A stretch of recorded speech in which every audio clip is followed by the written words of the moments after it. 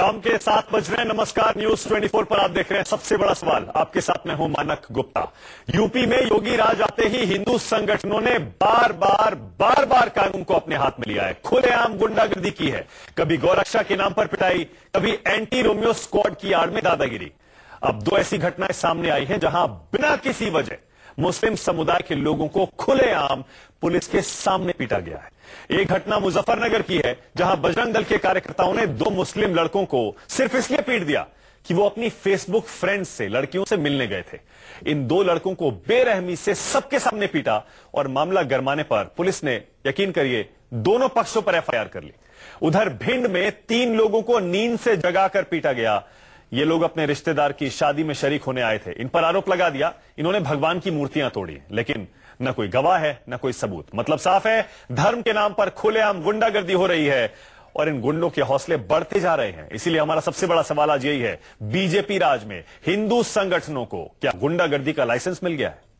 इसी पर बहस होगी, लेकिन पहले जरा सुन लीजिए इन 2 घटनाओं के बाद इस समय प्रतिक्रिया क्या है, जरा सुनिए। सबसे बड़ा सवाल आज मेरे साथ बीजेपी से उत्तर प्रदेश के नेता हैं, बीजेपी के आईपी सिंह हैं। कांग्रेस से मेरे साथ राजीव त्यागी हैं। यहां स्टूडियो में विजय शंकर तिवारी जी हैं जो कि विश्व हिंदू परिषद के प्रवक्ता हैं। बजरंग दल और हिंदूवादी संगठनों से इनका करीबी से रिश्ता रहा है, अच्छे से जानते हैं। राजकुमार भाटी हैं समाजवादी पार्टी से। मौलाना अंसार रजा, चेयरमैन गरीब नवाज फाउंडेशन। आप सभी का बहुत बहुत स्वागत है। तस्वीरें यहां हम स्क्रीन पर दिखाते रहेंगे किस तरह से हिंदूवादी संगठन खुलेआम गुंडागर्दी कर रहे हैं। 2 ताजा घटनाओं की तस्वीरें यहां ये देख सकते हैं। ये जरा करीब से भी देख लीजिए एक बार। ये मुजफ्फरनगर की तस्वीरें हैं जहां पर 2, देखिए, छोटे बच्चे हैं 2 जो अपनी फेसबुक फ्रेंड से मिलने गए थे और यहां बजरंग दल के कार्यकर्ता पहुंच गए। और जवाब दीजिए तिवारी, ये क्या हो क्या रहा है? ये खुलेआम गुंडागर्दी हो रही है। बजरंग दल के कार्यकर्ता ये सर्टिफाई कर लिया क्या? बिल्कुल प्रमाणित, बिल्कुल, वो खुद कह रहे हैं बजरंग दल के कार्यकर्ता। तो कोई कह देगा मैं बजरंग दल का कार्यकर्ता हूं तो आप उसको मान लेंगे क्या? नहीं, कोई कहता कि आप कह रहे हैं बजरंग दल ने नहीं किया। नहीं, मैं आप कह दीजिए बजरंग दल ने नहीं किया। मुझे इस घटना के विषय में वास्तव में मैं बैठा हूं, लेकिन मुझे भी जानकारी मिली है। लेकिन ये जो तर्क दिया जा रहा है कि ये बजरंग दल के कार्यकर्ता हैं, तो एक स्टैंड लीजिए। नहीं, बोलिए ये बजरंग दल के कार्यकर्ता नहीं। एक मिनट, नहीं, अगर है, नहीं, अगर है बोल दीजिए, अगर बाहर निकाल देंगे बजरंग दल। दूसरी बात मैं मानक ये कह रहा हूं कि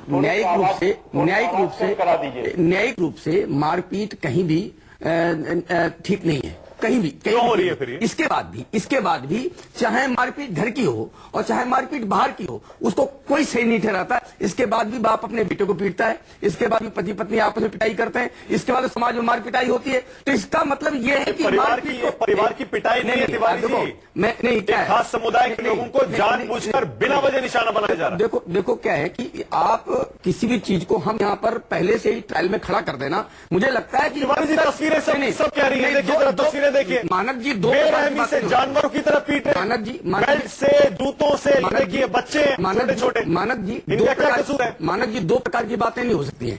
कभी जो हम चर्चा करते हैं और हम कोई बात बोलते हैं तो हमारे पास एक प्रश्न आता है, आप कोई कोर्ट है क्या? आपने कैसे तय कर लिया ये? नहीं, तो अब अगर यहाँ हम ये कहते हैं कि जब तक इसकी जांच नहीं हो जाती है कि क्या घटना, सत्यता क्या है, तब तक कोई उस पर कमेंट करना ये ठीक रहेगा क्या? मैं ये कहता हूँ आपको स्टैंड तो लेना पड़ेगा। नहीं, मैं स्टैंड ले रहा हूँ। आप ये कहने से ये गलत है, इन सबको जेल में होना चाहिए। मैंने ये हिंदूवादी संगठनों के नाम पर कलंक है। कहिए। नहीं, देखो, मैं कहिए ये बात। एक मिनट मानक जी, ये हिंदूवादी संगठन है, ये कैसे सत्यापित होता है? आप कहिए अगर है। नहीं, अगर का प्रश्न नहीं, कहिए अगर है, अगर कलंक है। अगर का प्रश्न नहीं लगाते हैं, अगर का प्रश्न लगाते हैं, अगर का कहा प्रश्न आ गया, बताइए। हम ये कहते हैं कि एक बात, दूसरी मैं बच नहीं रहा हूं, मैं दूसरी बात कह रहा हूं। तिवारी जी, सीधे खुलेआम गुंडागर्दी हो रही है, पुलिस के सामने हो रही है। ये लोगों के हौसले इसलिए बढ़ रहे हैं क्योंकि उनको पता है बीजेपी राज में उनको कोई छू नहीं सकता। हिंदूवादी संगठन इस घटना के बाद भी उन 2 लड़कों पर भी केस हो गया जो बेचारे कुछ करने पिट रहे थे। गली मोहल्ले में 4 लोग लड़ जाएंगे, उसको आप लड़ रहे हैं। तस्वीरें देखिए, लड़ रहे हैं। नहीं, हिंदूवादी 4 लोग लड़ रहे हैं क्या? मुझे बताइए। 4 लोग गली मोहल्ले में लड़ जाएंगे, लड़ नहीं रहे और बेचारे, वो रामचंद्र और इस प्रकार के नाम होंगे। कृपया करके मानक जी, ये लड़ाई है या पिटाई है? नहीं, कृपया, ये लड़ाई है या पिटाई, आप मुझे बता दीजिए। कृपया करके इसको हिंदू मुस्लिम तस्वीरें तो देखिए। कृपया करके इसको हिंदू मुस्लिम मत करिए। मैं ये कहता हूँ कि एक बार इसकी जांच हो जाने दीजिए कि आखिर गलती कहाँ पर है, आखिर ये मार पिटाई क्यों हुई? पीटने वाले की गलती नहीं है। नहीं, देखो, ये पुलिस है, जो पीटता है। ये पुलिस है क्या जो पीटेंगे? मैंने अभी पहले जहाँ शुरुआत की थी वो यही से शुरुआत की थी कि इस प्रकार से प्रश्न हमारे सामने आ जाता है कि आप पुलिस हैं क्या, कोई पुलिस है क्या। जब सामाजिक इस प्रकार से बातें होती हैं, काम होते हैं, मारपीट होती है, तब यही प्रश्न आता है कि आप पुलिस हैं क्या। आखिर समाज जब रिएक्ट करता है, अगर देखो बिना मतलब के कोई रिएक्ट नहीं करता। गैर बीजेपी शासित राज्यों में इन संगठनों की हिम्मत क्यों नहीं होती? मानक जी मुझे बताइए। मानक जी मुझे लगता है जिस घटना की हम चर्चा कर रहे हैं, जब तक इस घटना की तह पर नहीं जाया जाएगा तब तक आप कमेंट नहीं कर सकते। तय पर क्या जाएंगे? खुलेआम पिटाई हो रही है, कानून का मखौल उड़ाया जा रहा है। ये लोकतंत्र है, भीड़ तंत्र है। आप कह रहे हैं तय में, इसमें क्या तय में जाना है? अगर उन लोगों ने, लड़कों ने कोई गलती भी की है तो पुलिस देखेगी। इनको किसने ठेका दे दिया कानून व्यवस्था संभालने का? ये गुंडे तो नहीं, पुलिस तो देखती है। अगर हमारे देश का न्याय प्रक्रिया है, न्यायिक पुलिस भी ऐसे देख रही है, दोनों पक्षों पे केस कर रही है। जो लड़के पीट रहे हैं उन पे भी केस हो गया, जो पीट रहे हैं उन पे भी केस हो गया। आप मानक जी, हम कहते हैं, इसीलिए मैं कहता हूं कि अगर पुलिस ने, तो इस बार इसका मतलब है कि पुलिस पर प्रश्नवाचक चिन्ह खड़ा कर रहे हैं। बिल्कुल है। अगर पुलिस ने दोनों पर किया है तो उसकी सत्यता पर तो जाइए आप। फिर आप प्रतीक्षा करिए थोड़ी देर कि अगर दोनों पर जब किया उन्होंने तो आईपी सिंह जी जवाब दीजिए। ये बात केवल इतनी नहीं होगी मानक जी, केवल इतनी नहीं, इतने में कोई मार पिटाई नहीं करता है। इससे आगे होगी और निश्चित तौर पर मैं कहता हूं जब जांच होगी कुछ और निकल के आएगा। जांच होगी तब निकल के आएगा। जांच जो भी हो, कसूर कोई भी हो, लेकिन कानून को अपने हाथ में लेने का हक किसी को नहीं है। मैंने शुरुआत यही की थी मानक जी।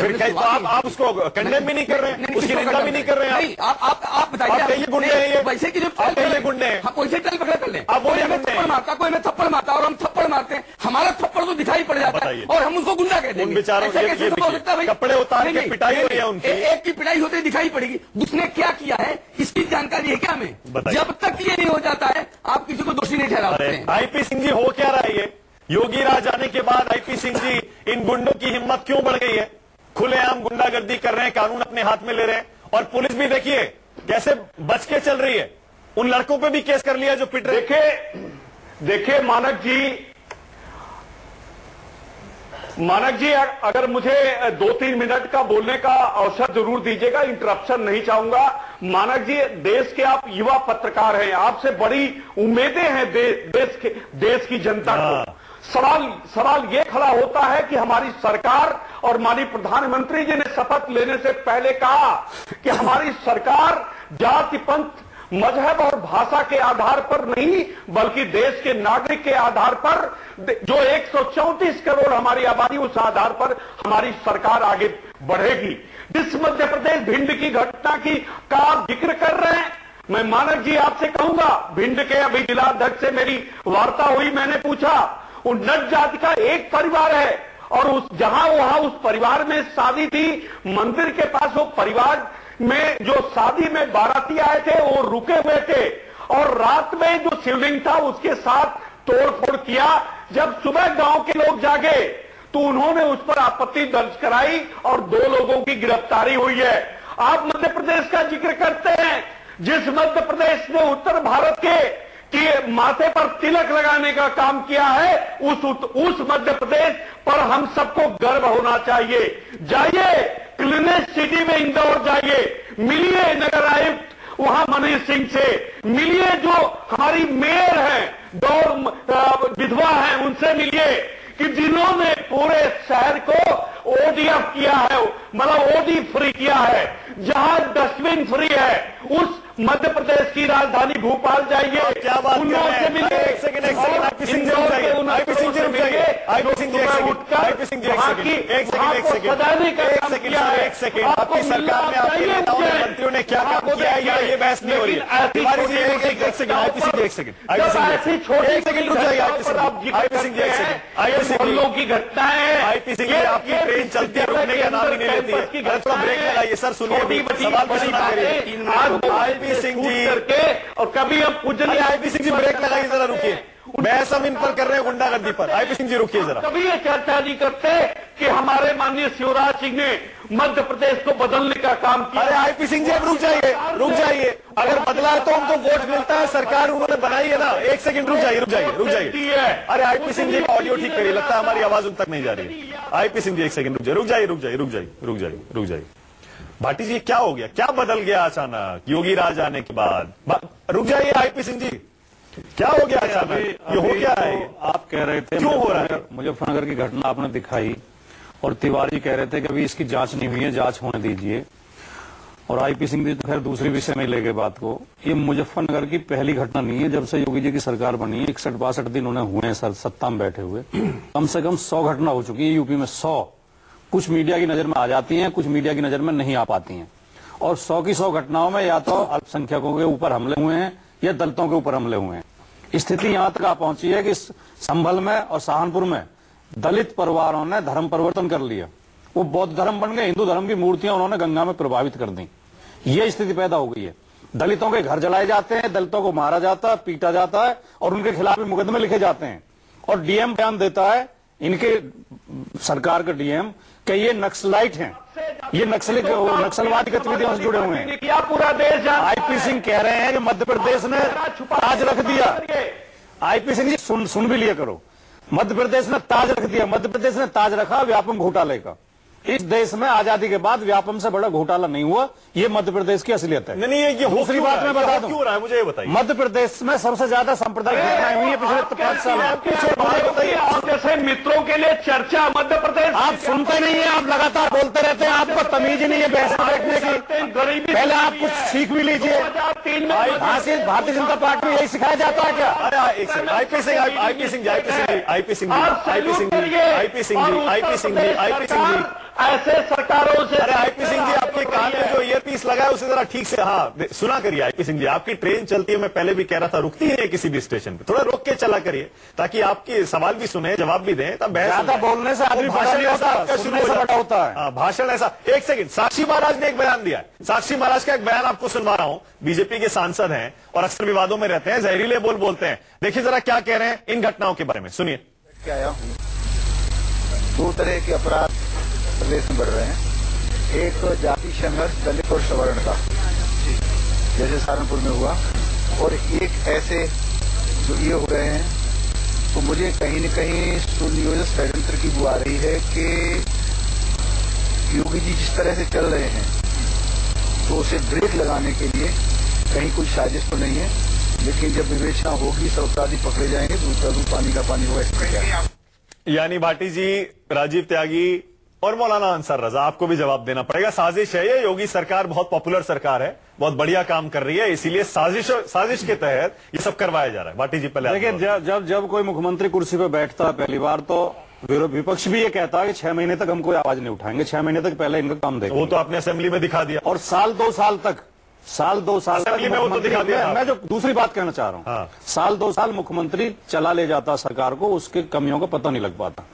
योगी जी 2 महीने के अंदर फेल हो गए हैं, उनकी सारी कमियां उजागर हो गई हैं, एकदम अक्षम। 2 महीने में फेल कर दिया। 2 महीने फेल हो चुके हैं पूरी तरह। 2 महीने में फेल कर दिया। देखिए, अक्षम मुख्यमंत्री हैं, उनकी लगाम नहीं है प्रशासन पे, पुलिस के ऊपर लगाम नहीं है। और इनके जो खुद के संगठन है, अभी तिवारी सबूत मांग रहे थे आगरा का भारतीय जनता युवा मोर्चा का, अब ये आपने पता नहीं आपकी बहस को ये चर्चा होने नहीं देंगे। सुना करिए आईपी सिंह, एक सेकंड। अरे आईपी सिंह, आप बताइए, कंपेयर करिए, कंपेयर कर रहे हैं हम कंपेयर कर रहे हैं।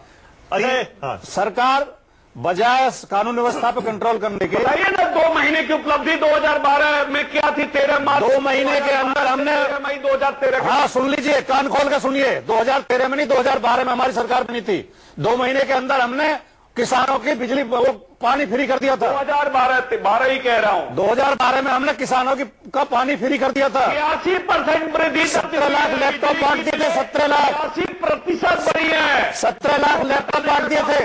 18 लाख किसानों का कर्जा माफ कर दिया था। लेकिन घटनाएं तो आपके समय में बहुत होती थी। घटनाएं हमारे समय में बहुत घटना नहीं हुई, इस तरह की कोई घटना नहीं हुई हमारे समय में। हर तरह की माना कि एक घटना इस तरह की नहीं हुई। हर तरह की घटना हमारी पार्टी से जुड़े लोगों ने किसी संप्रदाय पर, किसी जाति पर हमले किए हो, ये स्पष्ट रूप से भारतीय जनता पार्टी से जुड़े संगठन है, इनकी स्पष्ट पहचान है। गले में पट्टा डाल के कहीं भी मारपीट कर देते हैं। मुजफ्फरनगर दंगा आपने कराया था, आपके मंत्री विधायक उसमें नाम हुए, उनके खिलाफ FIR है, जमानत पर छूटे हुए हैं, उन्हें आपने मंत्री बनाया, सुरक्षाएं दी। भारतीय जनता पार्टी और RSS ने मुजफ्फरनगर दंगा कराया था, आपके मंत्री उसमें जमानत पर छूटे हुए हैं। जैसे लोगों की तरह 6 महीने का समय दिया था, और 2 महीने में किसानों को राहत देने का काम किया। ठीक है, रुक जाइए किसान पूछते फिर रहे हैं एक दूसरे से कि किसका कर्जा माफ हुआ। चलिए रुक जाइए, अभी रुक जाइए। अभी सरकार ने अपनी कुछ फैसलों की घोषणा की है, अभी देखते हैं, अभी इंप्लीमेंट करने के लिए टाइम देंगे। लेकिन हम बहस कर रहे हैं गुंडागर्दी पे। राजीव त्यागी, क्या वजह है ये बार बार एक के बाद ऐसी घटनाएं आ रही हैं, जैसे बजरंग दल की है या फिर और कहीं एक खास समुदाय के लोगों को निशाना बनाया जा रहा है? राजीव त्यागी, इनके हौसले क्यों बढ़ रहे हैं? देखिए मानक जी, एक बात तो स्पष्ट कर दूं, कांग्रेस पार्टी मानती है कि योगी सरकार को निश्चित रूप से टाइम देना चाहिए। अभी नई सरकार है, 2 महीने उनको हुए सत्ता में रहते हुए। लेकिन ये भी सत्य है कि 2 महीने में 56 डकैती, 833 लूट, 795 हत्या और 771 बलात्कार हो चुके हैं। निश्चित रूप से योगी सरकार को कानून व्यवस्था के फ्रंट पे बहुत बड़ा काम करने की जरूरत है, बहुत आमूलचूल परिवर्तन करने की जरूरत है।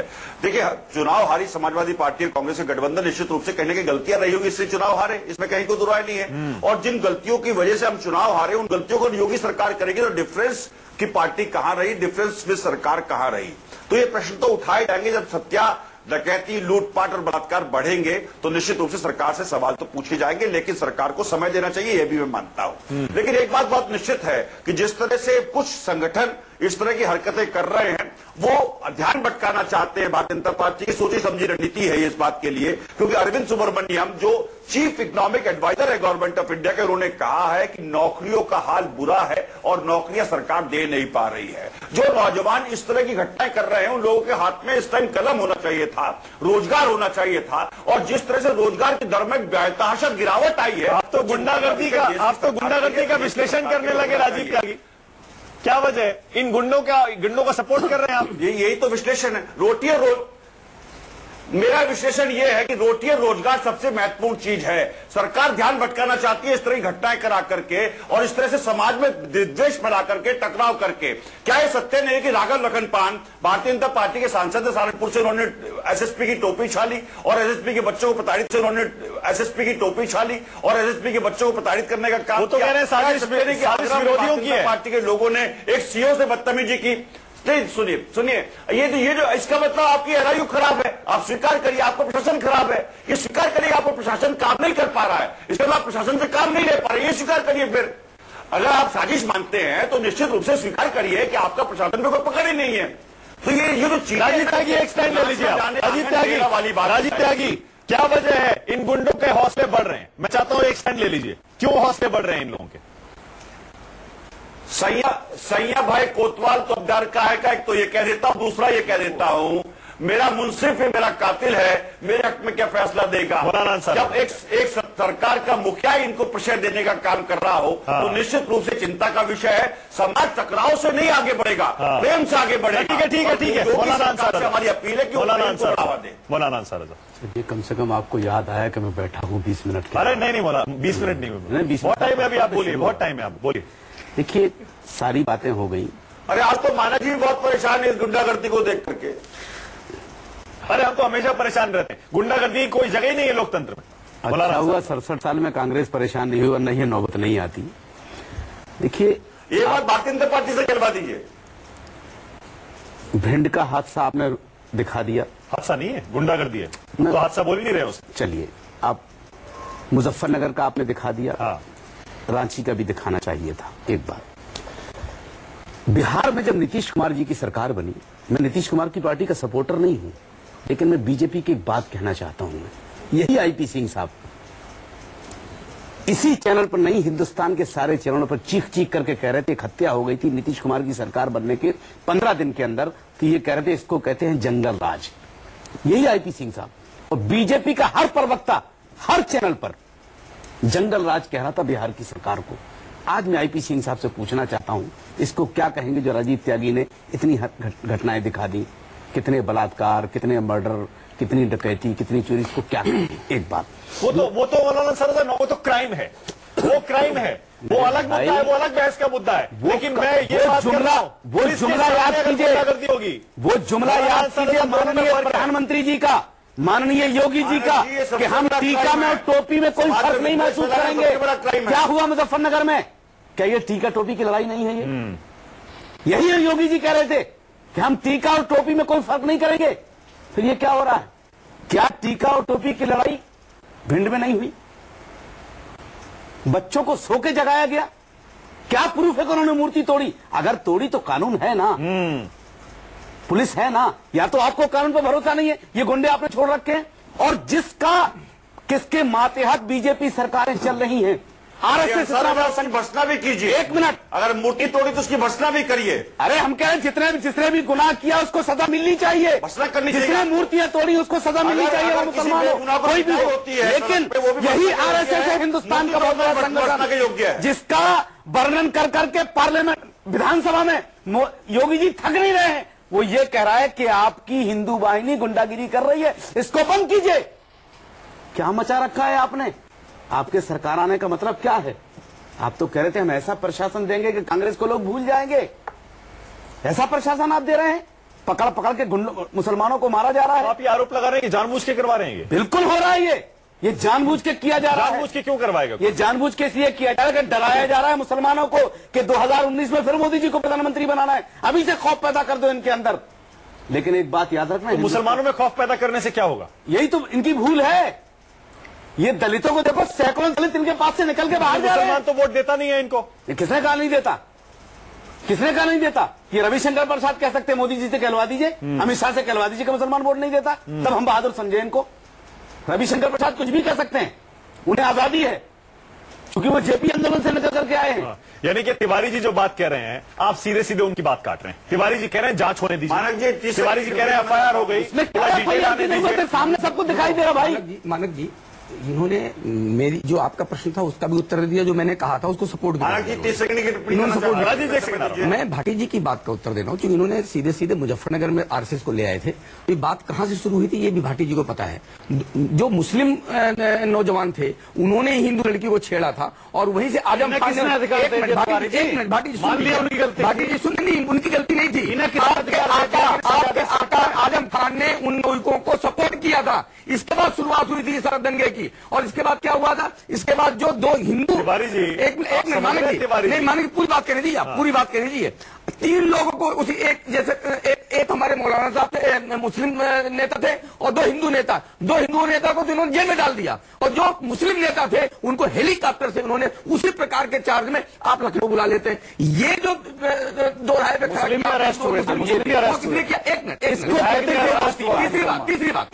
तीसरी बात आपके इस समय में एक मुस्लिम पुलिस ऑफिसर को आपके ही समय मारा गया, और उसके बाद मथुरा में भी पुलिस वाला मारा गया, बरेली पुलिस वाला मारा गया। किसने मारा? विषय से विषय आपके समय में मारे गए ये लोग, और ये प्रशासन की बात नहीं तो और कौन सी है? अंसार रजा की जो बात थी, मैंने पहले ही कहा कि मूर्ति अगर तोड़ी नहीं जाती और अगर गांव वालों को संदेह नहीं होता तो ऐसे मानक जी कोई मार नहीं होती है। आपने देखा नहीं ना, आप संदेह में किसी को भी मार देंगे। हिंदू नागरिकों को सपना नहीं आया था, कोई ना कोई क्लू होगा। सही कह रहे हैं, शक पे थोड़ा आप मार देंगे, आप सबको मार देंगे, क्या पिटाई कर देंगे, आप सबको मार देंगे। पास कोई ना कोई क्लू होगा तो वो किसी तौर पर, अरे तो उनको रिपोर्ट करना चाहिए ना थाने में। तो आप खुद जाकर के म्युनिसिपल करके सामाजिक परिदृश्य को जानते हैं। सुनिए, नहीं गुंडागिरी है साहब, ये को जानते हैं। इस प्रकार की घटनाओं में इस प्रकार की घटनाओं में हम कह रहे हैं, जिस प्रकार की घटनाओं में अगर वो साबित हो जाए तो जेल में डालो। 22 करोड़ का ये 22 करोड़ का उत्तर प्रदेश है। 22 करोड़ के उत्तर प्रदेश में इस प्रकार की घटनाएं जब जोड़ेंगे तो आपको सैकड़ों एक मिनट आज की बात नहीं है ये इस प्रकार की जो चीजें ढूंढ कर जब लाओगे तो आपको लंबे समय से मिलेगी। आपसे गुजारिश करूंगा ब्रेकिंग चलाइए कि विश्व हिंदू परिषद ने कहा है कि 22 करोड़ के मुल्क में ये घटनाएं होती रहती हैं। मैंने ये नहीं कहा, मकसद आपका वही है। बिल्कुल नहीं है, बिल्कुल नहीं, मकसद आपका वही है। मैंने ये कहा है। अच्छा आईपी सिंह साहब ये बताइए, उत्तर प्रदेश में जो हो रहा है नहीं है। बात सुनिए, पहले बात सुनिए आप। जो मैंने ये कहा है कि अगर कोई घटना नहीं होती तो इस प्रकार की मारपीट नहीं होती, इसके पीछे जब तक जांच नहीं होती। ये कौन होता है मारपीट करने वाले? आपने कैसे कौन होते हैं मारपीट? दोषी कैसे करार दे दिया किसी को? आप उनको बचा रहे हैं, नहीं उनको बचा रहे हैं आप, नहीं इसको उनको बचा रहे हैं आप, जिन्होंने मूर्तियां तोड़ी हैं। मूर्तियां तोड़ने वाले आपके पास सबूत है क्या कि उन्होंने मूर्तियां तोड़ी? नहीं, तो आपके पास सबूत है कि उन्होंने तोड़ी है, नहीं तोड़ी है, नहीं तो आपके पास सबूत वालों की क्या गलती है? नगर में जो लड़के पिट रहे हैं बच्चे, बिल्कुल नहीं, आप इंसाफ बिना करने वाले मतलब आप ये मानते हैं मथुरा में डकैती पड़ी उसका भी कोई कारण था की कोई मारपीट होती है उसका कोई कारण होता है, पीछे कारण होता है, आपको कुछ नहीं करना, आपकी सरकार को। अच्छा एक सेकंड, आईपी सिंह जी क्या आप सहमत हैं? राजीव जी एक सेकंड में आ रहा हूं। आईपी सिंह जी आप सहमत हैं? अगर इन लड़कों इन गुंडों के पास वजह भी थी तो क्या गुंडागर्दी और पिटाई करना सही है क्या कानून के बाहर? आईपी सिंह जी देखिए, अंसार रजा साहब को बताना चाहता हूं कि दौलतपुरा जो गांव है भिंड जनपद के, शायद ये उनसे उसकी जानकारी नहीं होगी। नट जात का एक घर है मुस्लिम परिवार, वो भी पूरा मुस्लिम जानकारी के यहाँ प्रदेश इस तरह का ऑपरेट करते हैं, कभी बीएसपी की भाषा, कभी समाजवादी पार्टी की भाषा, कभी कांग्रेस की भाषा। और मैं कहूंगा आपने गुंडागर्दी का लाइसेंस दे दिया क्या धर्म के नाम पर? आईपी सिंह जी सीधा सवाल आपसे। आईपी सिंह जी, मध्य प्रदेश के आईपी सिंह जी देखिए, आईपी सिंह जी देखिए एक सेकंड, आप बच रहे हैं। आईपी सिंह आप फिर बच रहे हैं। आईपी सिंह जी आप सवाल नहीं सुन रहे। उत्तर प्रदेश में नहीं, कैसे बताइए कैसे प्रदेश बदलता है, कैसे खुशहाली आती है? देख ली 2 महीने में कितनी खुशहाली आई है। कैसे जो अरे आप लोग योगी जी को घेर करके बर्बाद करना चाहते हैं और कुछ नहीं है। इतनी सी बात है, ये आदमी कहीं आगे न बढ़ जाए, ये सब चलेगा। ये घेर के आप लोग उसको मारना चाहते हैं और कुछ नहीं है। आप बायस माइंड से सिर्फ हमारी सरकार पर आरोप लगा रहे हैं। आपको परिवर्तन देखना है तो आप आइए लखनऊ के अंदर। अरे साहब, कभी लखनऊ से लौट कर गए हूँ, देखते हैं हमको परिवर्तन। देखिए फिर डाइवर्ट किया आईपी सिंह, आप देखिए फिर डाइवर्ट किया। आईपी सिंह जी आप ध्यान भटका। आईपी सिंह जी, आईपी सिंह साहब, हमने आईपी सिंह साहब ट्रेन रोकिए, ट्रेन रोकिए। आईपी सिंह साहब हम विश्वास दिलाना चाहते हैं। आईपी सिंह जी एक मिनट, आईपी सिंह जी आप सवाल नहीं सुन रहे हैं फिर से। आईपी सिंह जी ट्रेन रोकिए। से ऊपर बलात्कार हुआ है। आईपी सिंह साहब रुकिए। शासन के आईपी सिंह जी सवाल नहीं सुन रहे। आईपी सिंह जी देखिए ऐसे डिबेट करने में मजा नहीं आता है। आप एक बार भाषण देना शुरू करते हैं फिर आप सवाल नहीं सुनते। आईपी सिंह जी मेरा सीधा सवाल है, क्या ये गुंडागर्दी नहीं है? आप इसे क्या कहते हैं? पुलिस वहां आई नहीं है, उससे पहले कोई अगर गलत कर भी रहा है तो भी उसे पीट दो, क्या ये गुंडागर्दी नहीं है? आईपी सिंह,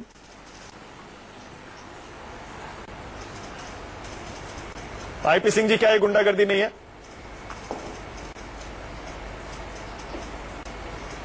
मानक जी, हर छोटी बड़ी घटनाओं को मैं समझता हूं कि उसे गुंडागर्दी से नहीं जोड़ा जाना चाहिए।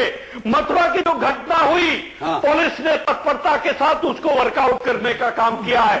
दिल्ली में घटनाएं हुई, उत्तर प्रदेश पुलिस वाला है, सच्चाई पूरा अधिकार पूजनीय योगी जी ने दिया, हमारी सरकार ने दिया है कि अगर आईपी सिंह भी कानून हाथ में लेना चाहते हैं तो आईपी सिंह के हाथ को भी रोकने। फिर आप कहिए कि जो मुजफ्फरनगर में हुआ ये गुंडागिरी है।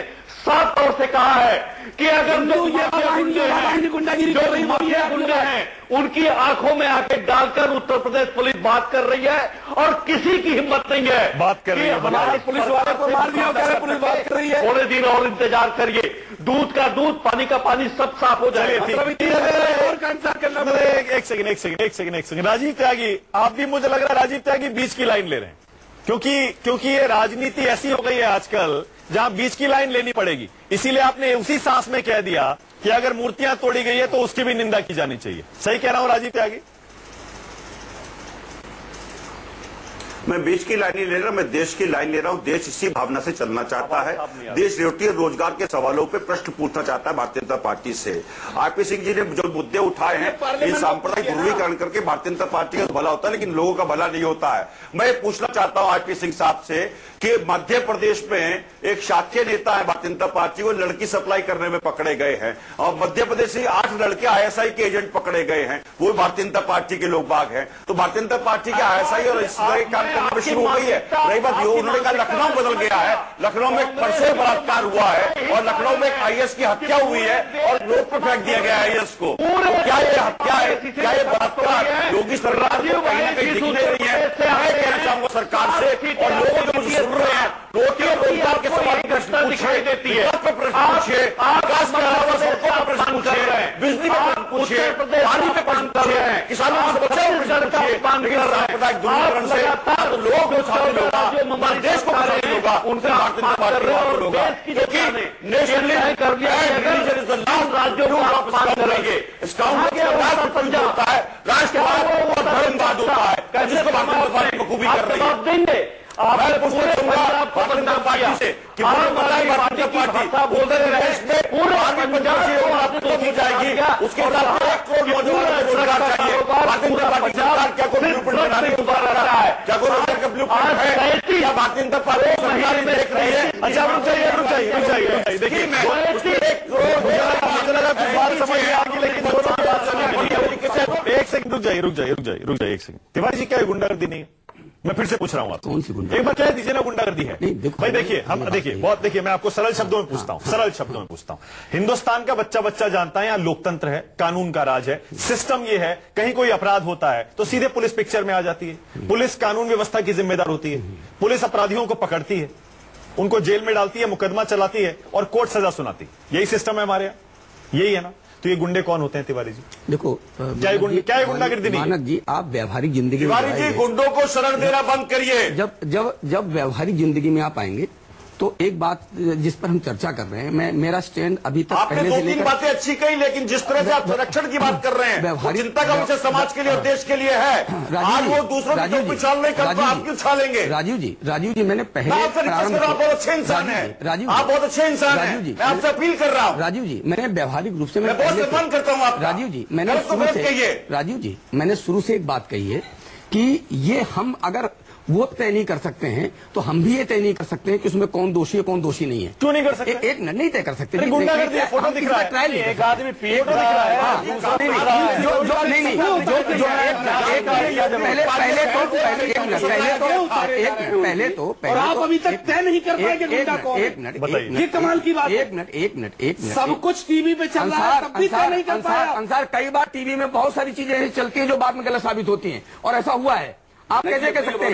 एक मिनट, इसलिए मैं कह रहा हूं कि एक बार जांच होनी चाहिए, जिसको अच्छा एक काम करते हैं, जो दोषी होगा, एक काम करते हैं, जो दोषी होगा उसको सजा जी एक काम करते हैं ना, नहीं होगा वाहिनी कर लेगी ना, जांच भी यही कर लेंगे। ये हम बियॉन्ड सजा दे दी ऑलरेडी वहां पे। ये चर्चा हम बियॉन्ड जाकर कर रहे हैं। सजा वहां पर दे दी लड़कों को, पता नहीं किस बात। मैं वो व्यवहारिक और धरातल की बात कर रहा हूं जो होना चाहिए।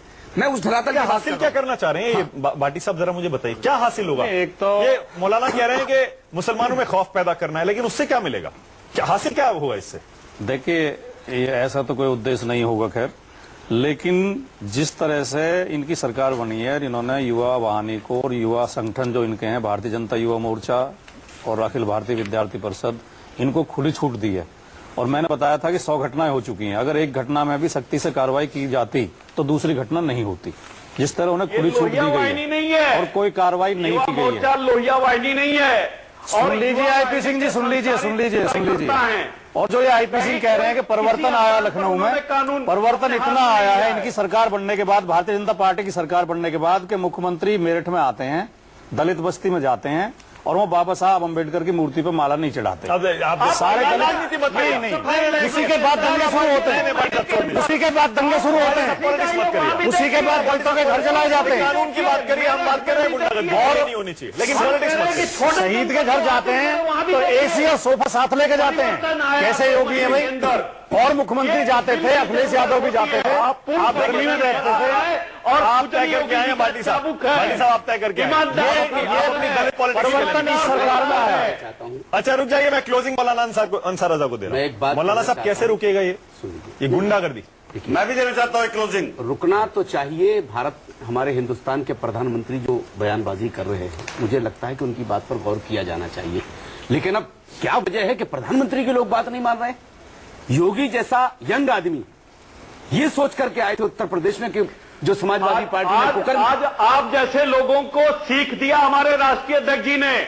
उन्होंने साफ तौर से कहा कि अब इस देश से हमने परिवारवाद समाप्त किया है, इस देश से हमने जात पात की। आईपी सिंह जी आप देखिए आप कहां की बात कहां ले जाते हैं। आईपी सिंह जी रुक जाइए जल्दी। ये जो उत्तर प्रदेश में था तो योगी जी के आने के बाद समाजवादी ने जो गुंडागिरी होती रही उस जमाने में वो खत्म हो जाएगी। ये तो उससे डबल हो गई है। अब मैं दो बातें कहना चाहता हूं आईपीसी हिसाब से कि केंद्र में सरकार आपकी है, मध्य प्रदेश में सरकार आपकी है, उत्तर प्रदेश में सरकार आपकी है। दोनों केसों की जांच करवा लीजिए आप। दोनों केसों की आप सरकार आप ही की है, जांच आप दोनों की करवा लीजिए। फिर तिवारी जी से कहलवाइए कि ये गुंडे हैं कि नहीं है। आईपीसी बिल्कुल सही है। तो मैं कहूंगा ये अगर दोषियों में दोषी तो है वो नहीं, आज दोषी है ऑलरेडी, कानून का उल्लंघन वो कर चुके हैं। अगर दोषियों कानून अपने हाथ में ले चुके हैं। हिंदू राजीव त्यागी 20 सेकंड, राजीव त्यागी 20 सेकंड, दोषी होगा केवल राजीव त्यागी 20 सेकंड।